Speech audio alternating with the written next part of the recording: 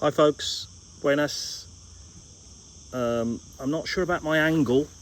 I hope you can get some of the nice countryside and the hill behind me. I'm still a little bit on the back foot with my videos because, as I said, I think in the last one, I currently don't have my nice Bluetooth microphone to help me with my recording. So what I normally do is I do these videos on my tripod with my iPhone, back camera, with my setup, you know, with my microphone.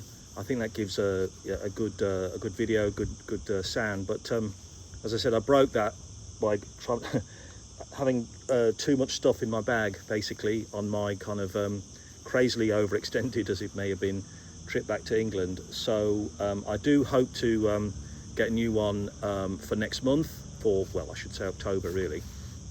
So in the meantime, just gonna have to sort of battle on as we are, if that's okay with you guys.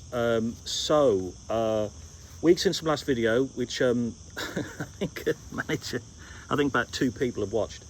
I guess it's too much of a dad book for some people, or it was also kind of like at the end of it was bank holiday weekend in the UK and all the rest of it kind of thing, wasn't it, sort of thing. So whatever, right?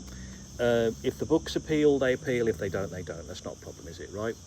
And I have managed to read and finish and enjoy Shirley Jackson's We Have Always Lived in the Castle. Interesting. 5-star review, 5. Really, really good book. Took me a tiny bit to get into it. First couple of chapters, first 50 pages maybe, I needed to get used to the voice and to the kind of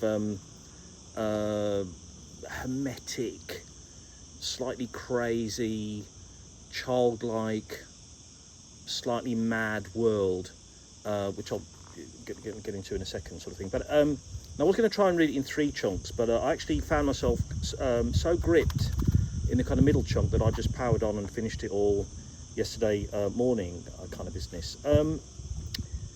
So what do I think? Would I keep, donate, recycle? Keep. I think this is a book that I would go back to. There's a class of the kind of, you know, is she an unreliable narrator? No, I think she's a reliable narrator. I think what we're seeing is the world through a very, very distinctive, very well achieved eyes and sensibility. And what's really great about it is that she kind of gives the secret away to the story in the first paragraph, which is great, right, kind of thing. But it still manages to be a dramatic surprise when we do get to the understand and unpack that reference, because I don't want to do any spoilers, right? So what the story is, from the perspective of, she's 18, rereading this first paragraph, the narrator, Mary Constance, Mary Cat is her name, Mary Cat. Sorry, Constance is her sister. And you wouldn't have I don't think you do think she's 18. She's very childlike. And I guess a way for me to sort of start articulating it is it's as if the events of To Kill a Mockingbird were from the point of view of Boo Radley, though perhaps a more kind of literate and articulate Boo Radley, I guess. So she's a strange girl. She lives in a world of magic. She's half in the world of fairy, really. And she is talking about this kind of strange situation where she lives with her sister and her uncle Julian. And really all that happens in the book, in a way, is that there is a mysterious male visitor who is the inciting incident to a complete change in their world. Or is it, kind of thing? I don't want to say more about the plot than that, really, because I do think I would encourage people to read it if they haven't read it. So it's a book of horror? No, it's not a book of horror. There's nothing that horrible that happens in it, really. It's a book of paranoia. It's a book of suspense. It's a book of fear. But think about it this morning. It's also, rather strangely, a book about caring, because everyone cares for each other. And it's really a book about solidarity and companionship and love. And as Joyce Carol Oates says in a postscript, which I didn't completely buy into, she thinks there's a lot more about sex than I do, and I don't really see that so much.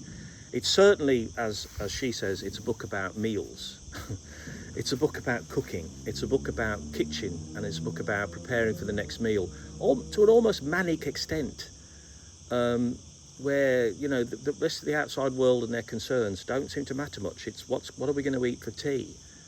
I thought that was kind of weird and charming, kind of thing. I like back to the caring thing. So Constance cares for Merry Cat. Merry Cat cares for Constance. They both care to a certain degree for Uncle Julian. And then, strangely enough, other people care for them as well. So that is kind of, that was surprisingly interesting and rather charming, really, for a book that is kind of quite dark. It's almost like the dark thing had to happen to create this kind of, well, it's a very unreal world, isn't it, really? Could this actually happen? Could the sisters live like this? Could they persist in this life completely on their own terms with no input from reality at all? Strange to see that, but I think it's I think we're going to go along with it. I think that kind of dreamlike sense of things makes that kind of work. Slurp of coffee. And again, thanks Chris for the lovely breakfast mug.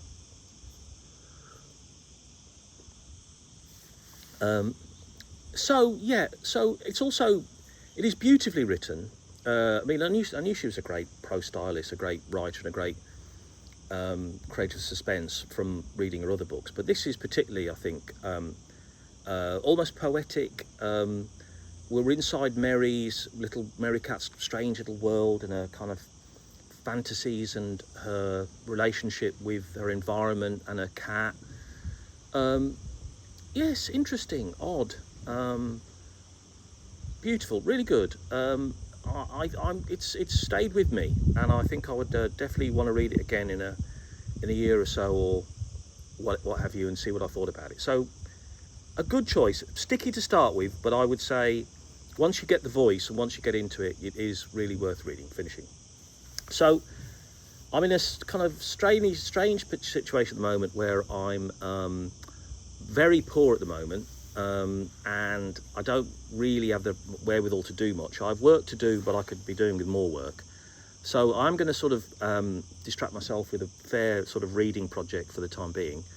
And I've got two things on the go. I've got a sequel to the great German book, German historian working in the UK that I read recently about Hitler's experience in the First World War. He's written a successor book, which is How Hitler Became Hitler, which is very interesting and really delves into that revolutionary phase in Munich and the personalities and history in a way that I just didn't know at all. So I'm quite gripped by that.